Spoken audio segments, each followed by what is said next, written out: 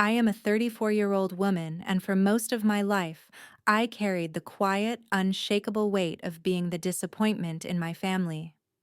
My father, Sherwin, had a way of making me feel like I was never enough, no matter what I achieved. He was the kind of man who valued appearances above all else: his business reputation, his social standing, the image of his family. To him, we weren't people with hearts and flaws. We were trophies. And the cruelest thing was that while my sister Isolde shone like the crown jewel in his collection, I was always treated like the tarnished one, the cracked vase he kept on the shelf only because throwing it out would look bad. I grew up believing that love had to be earned, and yet no matter how hard I tried, I could never collect enough evidence to convince him I was worthy. I studied hard, got into a good university, and built a career on my own terms, one that didn't involve the family business. That was my first crime. My father wanted me chained to his empire like Isolde, forever orbiting him. Instead, I wanted my own orbit. And for that, he quietly sharpened his disdain until it was a knife he carried into every interaction with me. Still, I attended his retirement party out of obligation, maybe out of hope. It was held at a lavish country club ballroom, the kind of place where crystal chandeliers reflected the ambition of men like my father. 200 guests gathered: business partners, family friends, even local politicians. Everyone dressed in elegance, glasses of champagne flashing in the light like liquid gold. I told myself I could survive the night. Smile politely, clap when expected, endure his inevitable remarks about how Isolde would carry on the family legacy while I drifted in the background like a shadow no one bothered to look at.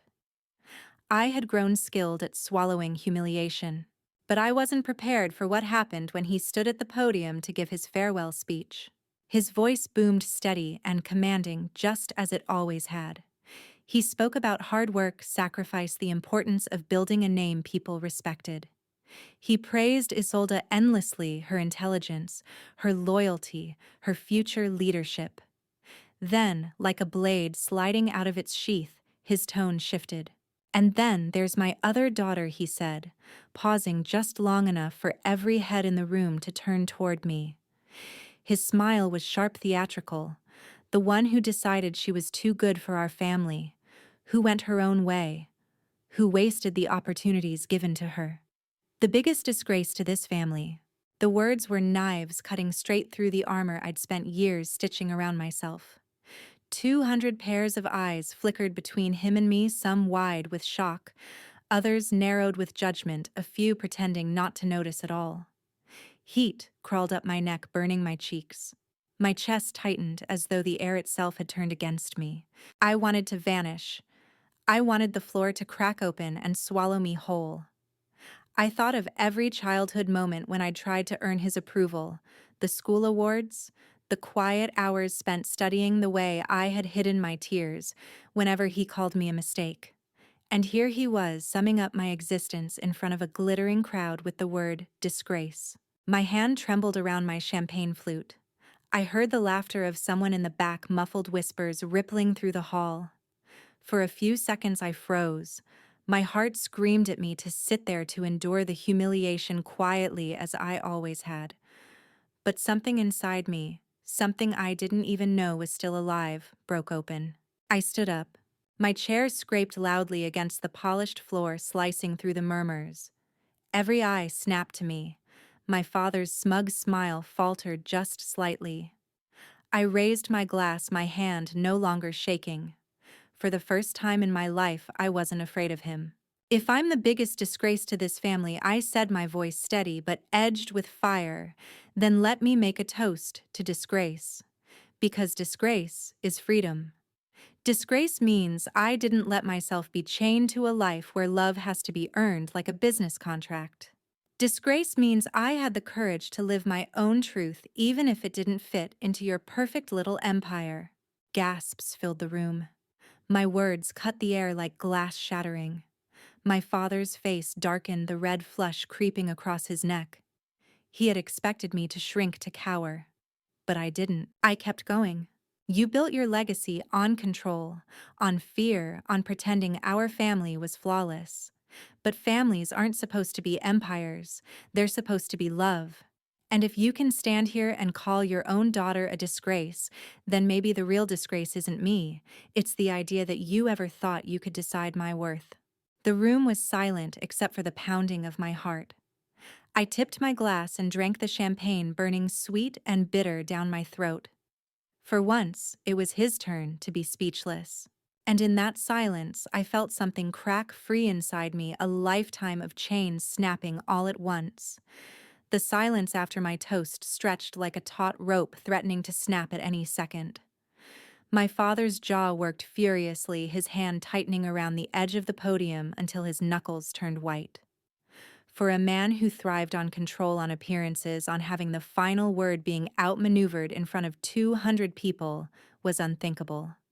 I could see it in his eyes, rage mixed with disbelief, as if I had committed a crime worse than betrayal. Some guests glanced down at their plates, pretending not to witness the implosion of the evening. Others leaned forward, hungry for more. A few, mostly women, gave me the smallest nods of solidarity, like secret signals passed in the dark. For the first time in years, I felt visible. Isolde, my golden sister, was the first to react. She rose gracefully from her seat, her smile painted on, but her eyes gleaming with venom. "Enough," she said in that condescending tone she had perfected since childhood. "You've embarrassed yourself and us enough for one night." I turned to face her, every muscle in my body taut with the urge to laugh. The hypocrisy of it all burned in my chest. For years she had basked in the spotlight, fed by our father's endless praise while I was shoved into the shadows. And now, even after his words sliced me open, she was still trying to put me back in my place. But I wasn't the same woman I'd been before I raised that glass. Embarrassed myself, I asked, my voice low, almost trembling with the force of what I was holding back. "No, Isolde. I've just stopped letting the two of you define who I am." Her lips parted, a retort forming, but I didn't give her the chance. My chest swelled with years of unsaid truths, and once they started pouring out, I couldn't stop them. "You think being paraded around as his favorite daughter makes you powerful, but all it's ever made you is obedient. You gave up your dreams so you could be the perfect reflection of him. And for what? So he could hand you an empire built on crushing people who loved him." Her eyes widened, her carefully curated composure cracking. Around us, the guests murmured louder now, shifting in their seats. Some looked uncomfortable, others fascinated. My father's glare could have cut steel. "Sit down, Bailey," he barked, using the voice that had made me cower as a child. "You've made your point." But I didn't sit down. My legs felt rooted to the ground, held up by something stronger than fear. "No," I said softly but firmly enough that the entire hall heard me. "For once in my life, I won't sit down. You've humiliated me my whole life, Dad, quietly, in private, in the little digs you thought no one else noticed. And tonight, you tried to humiliate me publicly. But this," I gestured around the glittering hall, the perfectly dressed guests, the champagne still fizzing in their glasses. "This is your stage, not mine. And I refuse to play your role any longer." The room was electric now, charged with tension. I could hear someone's glass clink nervously against a table. I saw something flicker across my father's face, panic. Not because he cared about my pain, but because his carefully built facade was cracking in front of his peers. He had always been the man in control, the man with the booming voice, the patriarch everyone respected. And here I was, the daughter he'd called a disgrace, dismantling his power in real time. He opened his mouth to respond, but what happened next shocked everyone, even me. My aunt, my mother's sister, stood up from the corner table. Her voice trembled at first, but it carried across the hall. "She's right," she said. "Sherwin, you've done nothing but tear her down since she was a child. I saw it. We all saw it. You never forgave her for being different." The hall gasped as if the walls themselves had exhaled. My father's head whipped toward her, eyes blazing. But before he could silence her, my aunt kept going. "And let's stop pretending this family is perfect. Because it isn't. Not with the secrets you've buried, Sherwin.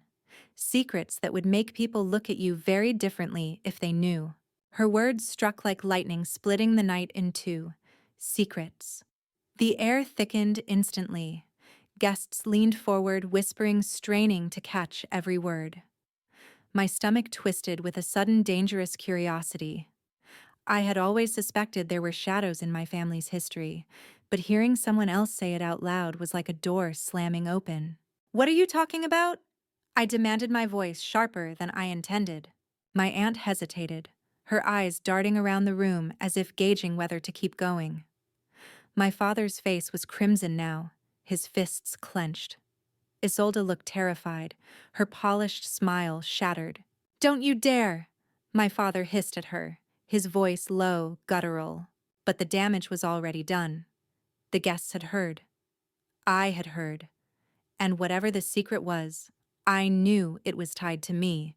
Why else would he have worked so hard to keep me small, voiceless, ashamed?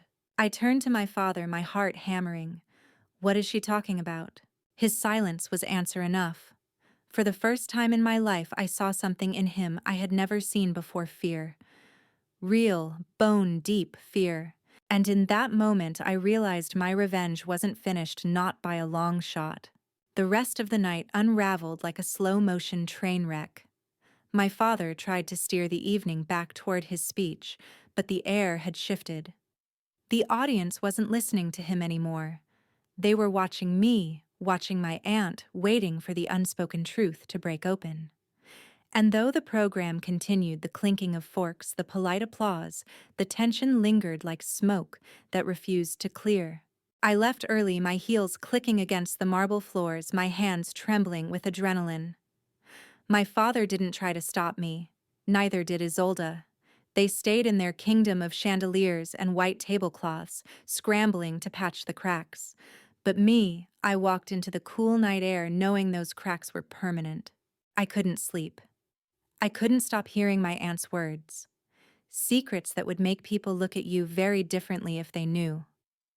The next morning, I called her. She sounded hesitant, her voice low as though my father could still reach through the phone lines. But she agreed to meet me. We sat in a quiet cafe on the edge of town.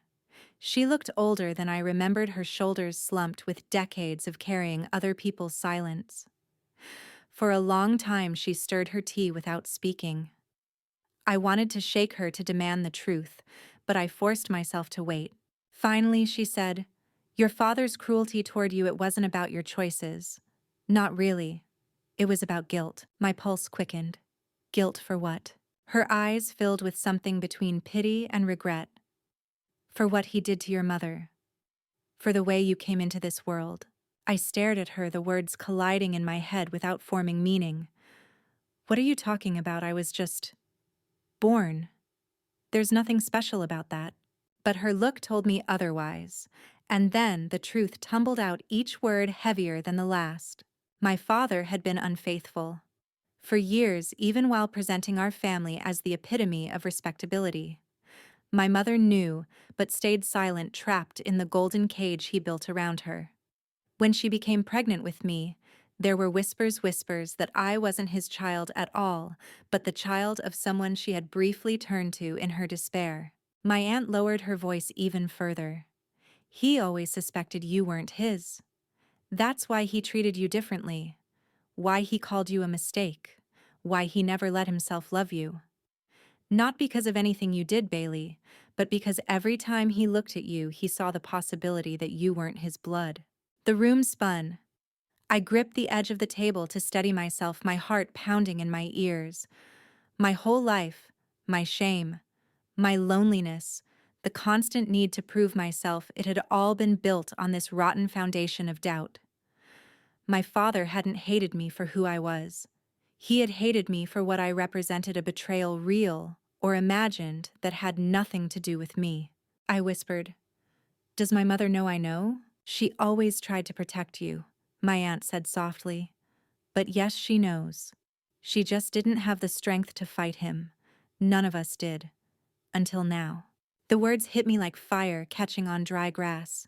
Until now. I walked out of that cafe with the kind of clarity that burned through the fog of decades.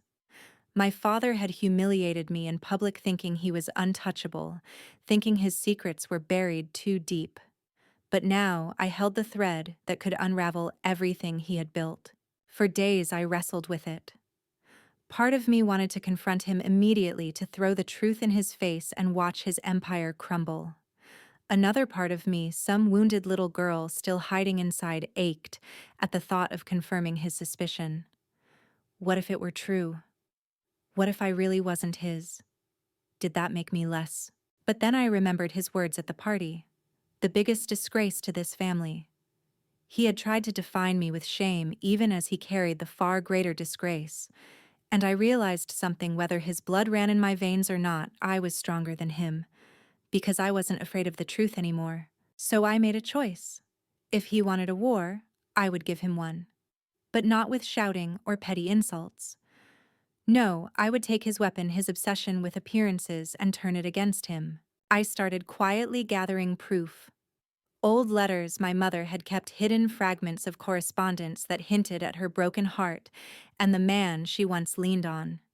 Financial records that showed my father had paid off certain people to keep quiet. Photos tucked into boxes that painted a different story of our family's past.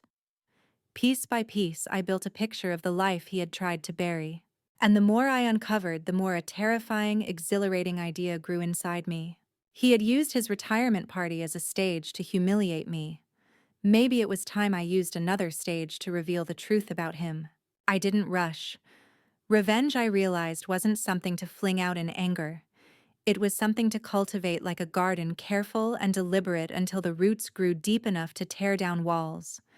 My father had always been strategic, always played the long game. If I was going to confront him, I needed to do the same. The first step was my mother.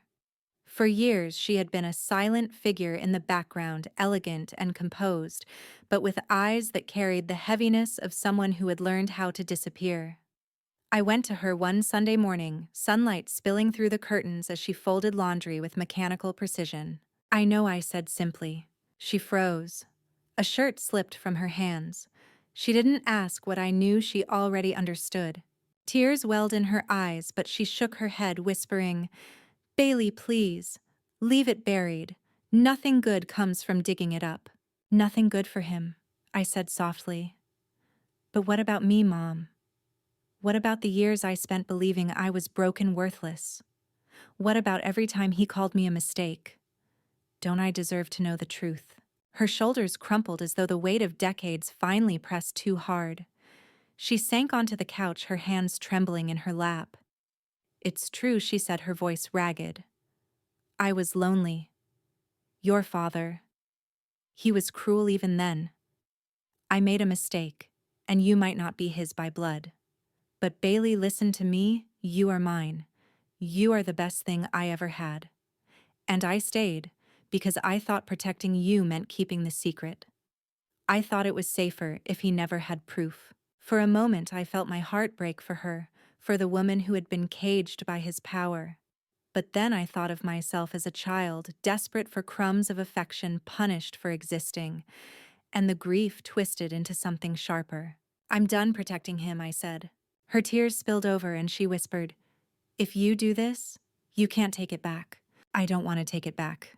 From that day forward, I planned carefully. My father lived for his reputation, his social circle, his business connections, his image as a family man who built an empire from nothing. If I wanted to cut him, I had to strike where it hurt most. I found my opportunity sooner than I expected. A gala was being held in his honor by the Business Association, a final celebration of his legacy. Hundreds of people would be there, the press too. It would be his victory lap. And it would be my battlefield. In the days leading up to the event, I prepared. I didn't want speculation or whispers, I wanted proof. I hired someone to digitize the letters my mother had kept dated and signed evidence of another man's presence during the year I was conceived. I tracked down an old employee my father had paid off decades ago, someone who still had records of financial gifts meant to silence the truth. And though the thought chilled me to the bone, I even took a DNA test. The results came in 2 days before the gala. He wasn't my father. I sat in my apartment, the papers trembling in my hands. My chest ached with a strange, hollow grief. For years, I had feared this possibility, believed it would break me. And now that I held the truth, I realized something startling: it didn't. In fact, it freed me. Because if he wasn't my father by blood, then his words, his cruelty, his disdain, they had never been about me. They were about his own shame, his own failure. The day of the gala, I dressed in black silk, sharp and unflinching. When I walked into the grand hall, chandeliers glittering above, conversations buzzing around me, I felt a calmness I had never felt in his presence before. My father spotted me across the room, his smile tight, brittle. I could see the calculation in his eyes. He was still wounded from the retirement party, still furious that I had dared to speak back. But he had no idea what was coming. When the speeches began, I waited, sitting quietly as the chairman praised his decades of success. I watched him rise to the podium, proud and commanding, his voice filling the hall, just as it had at the retirement party. And when the time came for toasts, I rose again. The room hushed instantly, the memory of my last public defiance still fresh. I lifted my glass, my heart steady. This time, I said, my voice carrying across the hall, "I'd like to toast to the truth. Because what is a legacy if it's built on lies? What is family if it's built on fear?" My father's smile froze. A ripple of unease spread through the crowd. I placed the folder of documents on the podium, my hand firm. For years I was called a disgrace. But the real disgrace isn't me. It's the deception. It's the betrayal hidden under the glitter of this empire. I opened the folder. The letters, the records, the DNA test laid bare under the golden light of the chandelier. Gasps filled the hall. Cameras clicked. My father's face drained of color, his mask shattering in real time. And in that moment, standing tall before the man who had spent a lifetime breaking me, I knew I had won. The silence in the gala hall was suffocating, but it was no longer mine to carry. For the first time in my life, it was his. My father, or rather the man I had once believed to be my father, stood frozen at the podium, his empire crumbling around him, the weight of decades crashing down in an instant. His hands trembled against the wood, and for a fleeting second I almost saw him as human. But then I remembered every bruise he'd left on my spirit, every word sharpened into a blade, every time he had chosen his pride over love. The audience reacted in waves. Some gasped, others whispered furiously to one another, their eyes darting between me and the damning evidence on display. A few guests rose quietly, slipping out the side doors, unwilling to be witnesses to a scandal of this magnitude. But most stayed transfixed, unable to look away, as the carefully polished image of Sherwin the patriarch, the empire builder, the flawless family man, collapsed before their eyes. My sister Isolde rushed forward, her heels clattering against the marble floor. Her perfect composure was gone. Her voice shook with panic. "Stop it, Bailey. You're destroying everything. Do you have any idea what this will do to us?" I turned to her, and for the first time I didn't feel envy or inferiority. I felt pity. She was still clinging to the illusion, the golden cage that had trapped us both, though she had convinced herself it was a crown. "It's already destroyed, Isolde," I said softly, though my words cut sharper than any scream. "You just didn't want to see it. But I lived it. And I won't live it anymore." My father finally found his voice, but it cracked under the weight of desperation. "You think this makes you strong? You think humiliating me in front of everyone makes you better? You're nothing without my name." I met his eyes, steady and calm. "Then I'll build my own."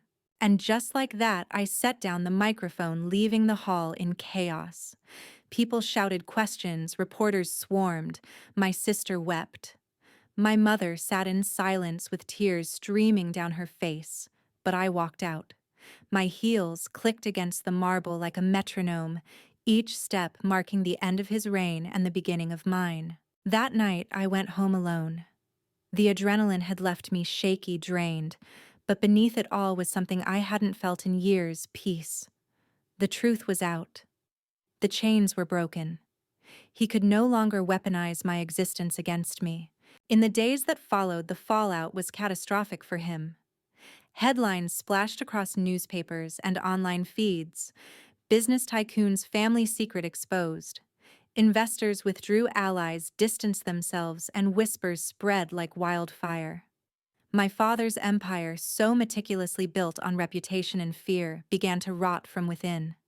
He tried to fight back, of course, denials, threats, half-hearted explanations, but the documents spoke louder than he ever could. As for me, something unexpected happened. Instead of shame, I found support. Strangers wrote to me telling me my story gave them courage to stand against their own family oppressors. Old friends reached out saying they had always admired me, but never understood the depth of what I carried. For the first time, I wasn't invisible. I was seen. My relationship with my mother shifted too. She apologized truly deeply, apologized for her silence, for the years she thought protecting me meant hiding the truth.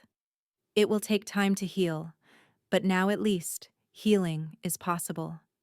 And Isolde, she hasn't forgiven me. Maybe she never will, but that's her choice to live with. I've made mine. Do I regret it? No, revenge didn't erase the wounds of my childhood, but it gave me back something I thought I'd lost forever: my voice, my dignity, my power to define myself. I am no longer the biggest disgrace. I am Bailey, a woman who stood up to the man who tried to erase her and said no more. And if there's one thing I've learned, it's this family doesn't define your worth. Love does. Courage does. Truth does. Sometimes the blood that runs through your veins doesn't matter nearly as much as the fire that runs through your spirit. So if you're listening to this and you've ever been told you were a disappointment, a mistake, a disgrace, remember this: those words don't belong to you. They belong to the ones who spoke them, and to the brokenness inside them. You can choose to rise above. You can choose to build your own name. Thank you for listening to my story. If it touched you, if it made you feel less alone, I'd love for you to like this video, share it with someone who might need the reminder, and subscribe to my channel. And please leave a comment. Tell me your story, because none of us should have to carry our pain in silence.